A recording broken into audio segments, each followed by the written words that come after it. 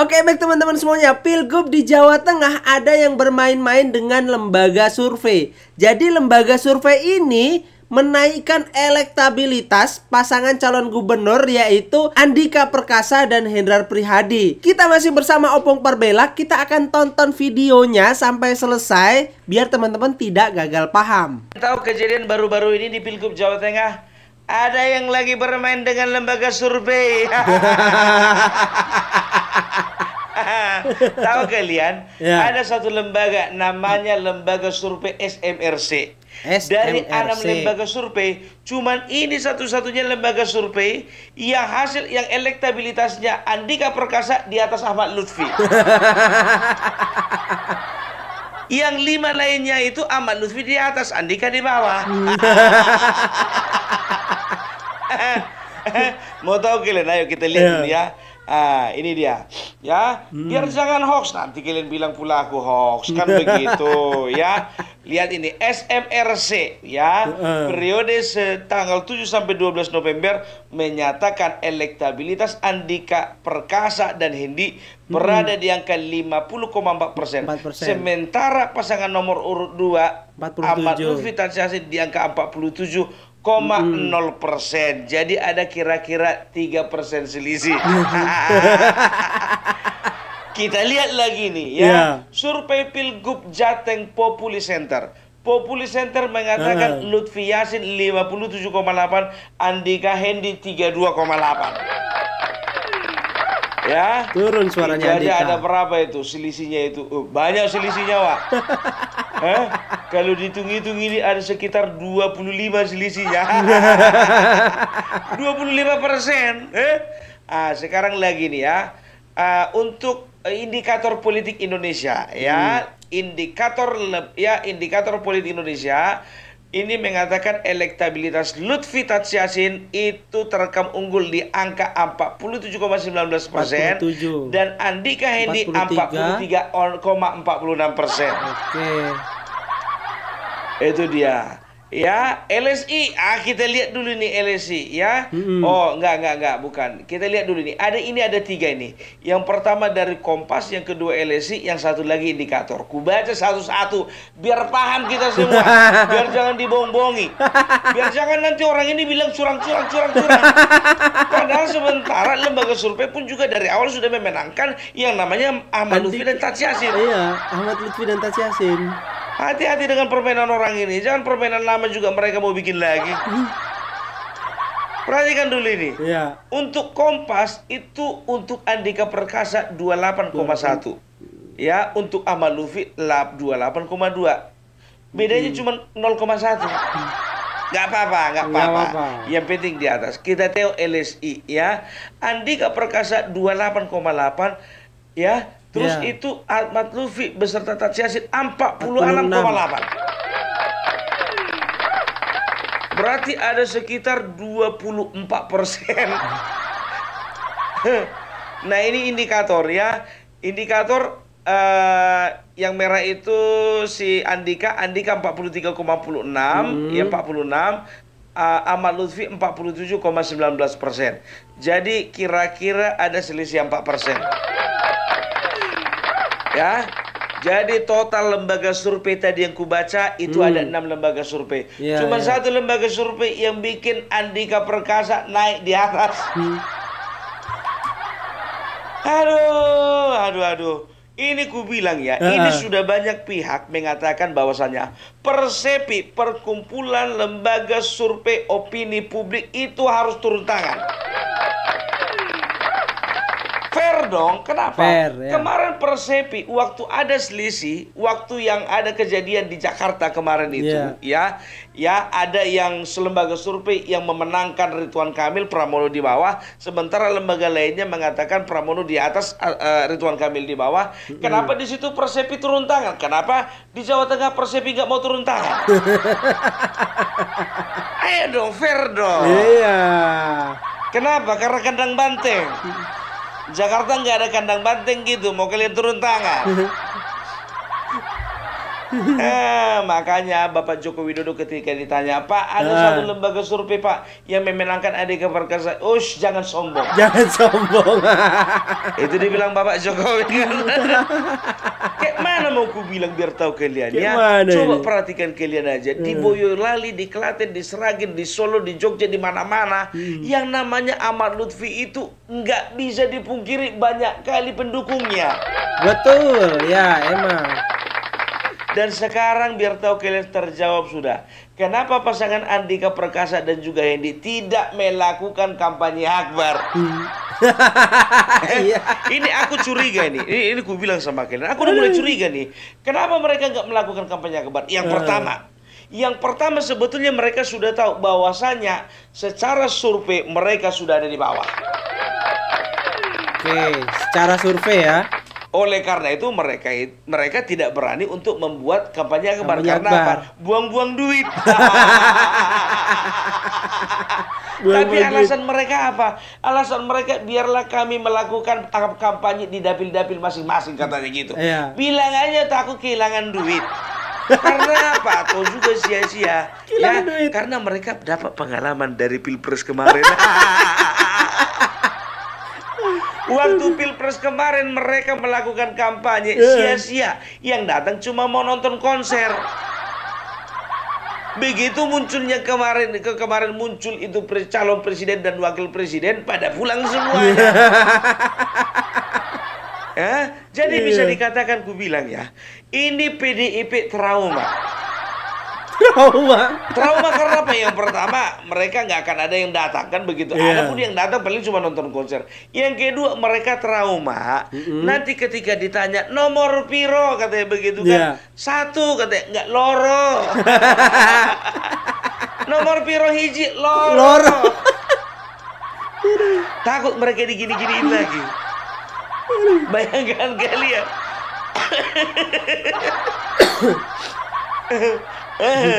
Ini maunya Cak Lontong ini jadi tim ketua kampanye jangan di Jakarta, Jawa Tengah dong. Masih berani nggak dia? Udah kagak berani. Aku mikir juga kan, pantas saja orang ini nggak mau kampanye akbar. Ternyata di berbagai lembaga survei suara orang ini di bawah. Iya. Jadi kalaupun dipaksakan kampanye akbar nggak ada gunanya. Oh iya. Itu yang pertama. Baru yang kedua, ya berikutnya. Kenapa mereka tidak melakukan kampanye akbar? Ternyata mereka sedang mencoba memframing, ya ketika mereka kalah maka mereka akan bisa dengan leluasa mengatakan lawan curang. Ya. Jadi coba lihat aja, ya ada satu, curiga enggak kalian? Kok salah satu dari 6 lembaga survei mengatakan orang itu menang. Iya. Nah, ini kan mirip-mirip di Pilpres kemarin ini. Aku enggak bilang dibayar ya, aku enggak bilang. Cobalah dulu ya, jangan sampai apa, ya tolong Persepi, ya tolong dulu Persepi perkumpulan survei opini publik. Ya ini harus turun tangan ya. Karena apa? Jangan timbang sebelah kalian. Di Jakarta kalian turun tangan, di Jawa Tengah enggak. Ya. Jadi untuk lembaga survei beritakan terus ya secara jujur. Lembaga survei yang lainnya ya, indikator politik, LSI, sebegitu juga dengan apa namanya itu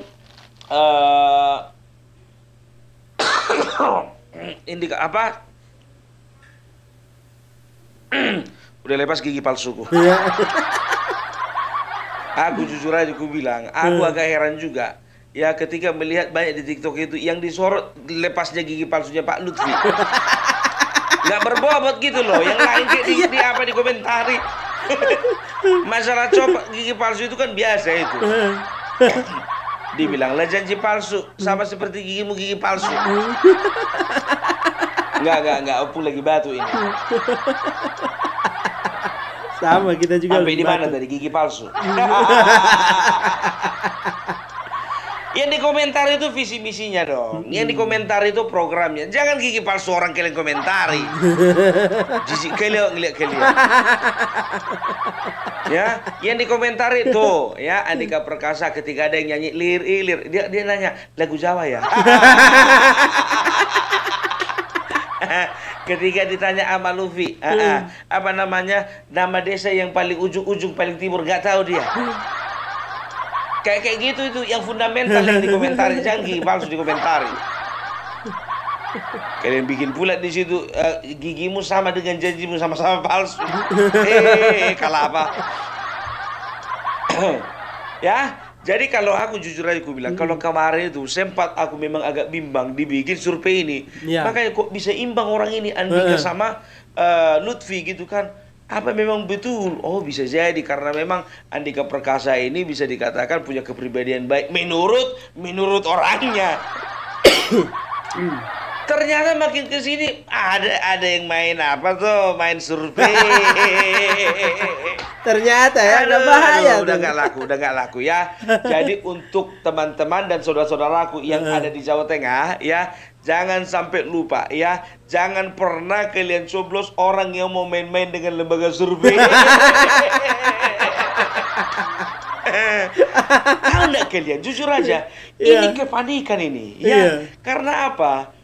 Prestisi bagi sebuah partai banteng ya, sebagai sebuah partai merah ya, Sumatera Utara, Jawa Tengah dan Bali, kalau mereka masih bisa kuasai, maka tahu kalian, mereka akan selalu unjuk jari. Ya. Itu kandang banteng, itu maksudnya. Itu kandang banteng. Itu kandang banteng. Mana yang buktinya Jokowi bisa mengalahkan Megawati? Nggak bisa. Tapi ku bilang sama kalian, sudah terkonfirmasi. Udah kalian tengok semua di daerah di Jawa Tengah semuanya sudah dikuasai sama Bapak Jokowi. Oke, Jawa Timur fine. Ya, karena beliau bukan orang Jawa Timur. Tapi Jawa Tengah jangan macam-macam. Kebetulan itu katanya kandang banteng, sebetulnya sudah terkonfirmasi waktu Pilpres kemarin. Udah bukan kandang banteng lagi itu. Itu dia ya. Pokoknya kita lihatlah apakah kandang banteng tinggal kenangan. Kau ketiga kali kau kayak gitu kau. Kau nggak tahu kalau misalnya Bapak Jokowi itu nggak bisa besar gara-gara PDIP, nggak terbalik. Nggak terbalik gitu. Terbalik itu ya benar. Jadi gue bilang sama kalian, ini kadang-kadang logika kita ini dibuat mereka supaya terbalik. Ya, perhatikan ini. Yang pertama, ya, tahun 97 PDIP sudah berdiri, ya, dan bisa dikatakan mereka menjadi pemenang pemilu. Betul sekali, ya. Tapi tahu nggak kalian, sejak tahun 2004, ingat ini, 2004, Megawati sebagai ketua umum mencalonkan diri sebagai seorang presiden, gandengan dengan Hasyim Muzadi. Coba bayangkan kalian, masih ingat enggak kalian menang atau kalah? Iya. Kalah. Iya, kalah emang. Sekali. Periode berikutnya, ya, tahun 2009, Megawati menggandeng Bapak Prabowo. Gabunglah di situ PDIP dengan Gerindra, ya. Coba hasilnya gimana? Menang atau kalah? Kalah. Betul, memang waktu di awal-awal reformasi PDIP mendapat tempat di hati rakyat, ya. Tapi jujur saja aku bilang, sekarang begini, ini pembuktiannya.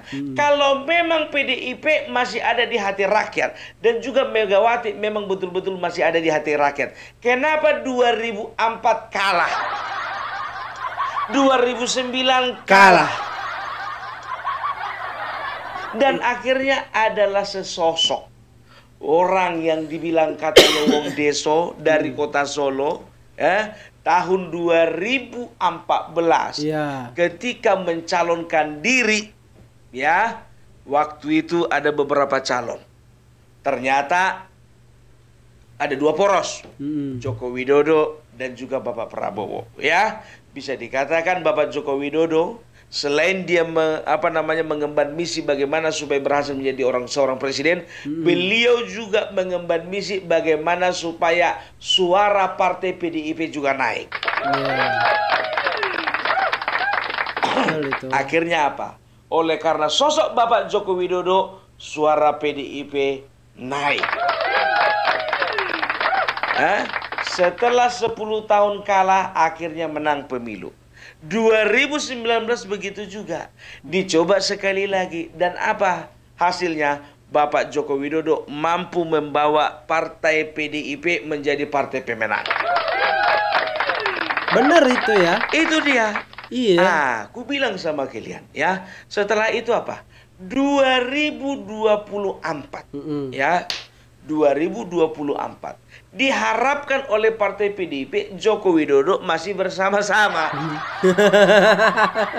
Iya. Tapi oleh karena Bapak Joko Widodo sudah mau habis masa berlakunya, kalian ingin mengganti dengan seonggok manusia yang kalian pikir itu lebih terbaik daripada Bapak Jokowi. Namanya Ganjar Pranowo.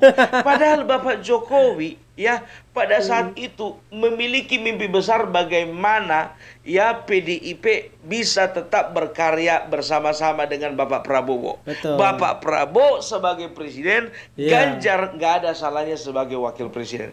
Kalaupun menang contohnya ya untuk tahun kedepannya bisa nanti gantian Ganjar menjadi presiden ataupun Bapak Prabowo pensiun, kan begitu? Iya, iya. Tapi ini enggak. Karena keangkuhan, karena kecongkakan, kalian bilang apa? Loh, kita kan partai pemenang, masa kita wakil? Iya. Sombong banget ya. Akhirnya apa? Itu yang kalian bilang solid. Kalian katakan apa? Kita kalahkan mereka 1 putaran. Akhirnya mereka yang menang 1 putaran. Iya. Ya, jangan kalian mengecilkan peran Joko Widodo terhadap partai kalian. Udah aku bilang gak akan mungkin bisa partai kalian itu menang kalau bukan ada Bapak Joko Widodo. Termasuk aku sendiri tidak pernah sejarahnya aku memilih PDIP. Betul. Tapi karena Bapak Joko Widodo masuk di dalam partai tersebut, maka image orang pun juga positif terhadap partai PDIP. Dan aku yakin aku bukan satu-satunya orang pemilih yang memilih PDIP karena Bapak Jokowi. Kita terus terang aja, nggak usah munafik lah, nggak usah kita tutup-tutupi. Banyak kali cerita mumpung kalau memang betul Bapak Joko Widodo kemarin itu yang menjadi faktor kemenangan bagi apa namanya bagi PDIP. Kenapa waktu Bapak Jokowi bersama-sama dengan sudah berpisah dengan dengan PDIP tahun 2024 ini, ternyata PDIP bisa menang. Masalahnya begini, bro. Bapak Joko Widodo itu ya bisa dikatakan Bapak Joko Widodo setahun masa pemerintahan Bapak Joko Widodo baru renggang sama kalian. Kalau misalnya tahun 2019 kemarin nggak nunggu 1 tahun Bapak Joko Widodo sudah renggang sama PDIP, wassalam PDIP. Wassalam. Kalau misalnya 2019 menang kemarin, ada slack misalnya contohnya sama kalian, ada konflik. 2020 misalnya dia ya direkrut oleh satu partai, katakanlah Golkar ya, atau katakanlah Gerindra, atau katakanlah PAN. Jujur yang jadi pemenang mereka, bukan kalian. Iya, benar ya. Loh, nggak bisa kayak gitu, Bung, nggak fair katanya kan. Sekarang begini, ya minum dulu aku. Silakan. Nggak habis-habis sombong orang ini soalnya. Bapak Joko Widodo ya bisa dikatakan sekitar setahun baru renggang sama PDIP. Nah di situ biar tahu kalian, caleg-caleg PDIP, caleg-caleg yang kompeten ya, yang berharap bahwasanya mereka bisa menjual nama Bapak Joko Widodo, itu sudah terlanjur mendaftar ke PDIP. Caleg-caleg kompeten, caleg-caleg punya power, caleg-caleg punya uang, itu sudah duluan masuk ke PDIP. Karena apa? Karena mereka berharap ada endorse dari Bapak Jokowi. Paling nggak foto di belakang layar. Ada foto di belakang dia kan, backgroundnya Bapak Jokowi, kan begitu. Ternyata ketika mereka mendaftar sudah terlanjur mereka menjadi caleg dari PDIP. Iya kan, mau nggak mau mereka harus berjuang sendiri di bawah. Kan begitu, ya kan. Padahal sebetulnya dalam hati kok pindahlah Bapak Jokowi ini. Tahu awak kayak gitu, pindah kira awak kemarin, kan begitu. Nah ternyata itulah kejadiannya, biar tahu kalian. Karena sudah terlanjur mendaftar caleg-caleg potensial itu, ya, maka suara yang masuk ke caleg itulah masuk ke partai secara otomatis. Betul, betul. Mau kalian pungkiri itu. Hah? Dan itu pun kalian kehilangan kalau nggak salah 17 kursi ya. Iya kan? Itu aja kehilangan kalian. Betul memang kalian juara 1 memang. Tapi secara rate, apa namanya, secara pencapaian kalian udah turun. Makanya aku bilang ya, ini untuk di Jawa Tengah, jujur aja aku bilang ya, jangan sempat kalian katakan lagi curang ya. Jangan gara-gara Ganjar kemarin menang ya, kalian percaya lembaga survei. Nanti kalau misalnya calon kalian kalah, kalian nggak percaya lagi sebagai lembaga survei. Itunya soalnya kerja kalian. Jauh-jauh kan itu Andika Perkasa daripada si Ganjar. Nanti diajar-ajari pula. Pak Andika bilang aja sama wartawan, kalian percaya suara saya segitu? Percaya kalian suara saya segitu? Aduh. Itu dia, makanya aku bilang ya kan. Oke, ya selamat tinggal lah untuk Jawa Tengah. Say goodbye lah sama si merah. Karena aku tengok udah hampir biru semua. Makanya aku pakai baju biru ini. Sama ini biru. Jangan lupa ya. Garis-garis. Ahmad Lutfi Tasyasin untuk Jawa Tengah. Mantap. Itu dia, itu dulu dari Opung Parbelak. Salam NKRI harga mati. Oke, baik teman-teman semuanya, itu tadi ya. Jadi ada lembaga survei yang sedang bermain-main ini ya. Cuman satu aja yang selalu menaikkan elektabilitasnya, Andika Perkasa dan Hendrar Prihadi. Jadi gimana menurut teman-teman semuanya? Silahkan tulis di kolom komentar. Semoga ini bermanfaat. Assalamualaikum warahmatullahi wabarakatuh.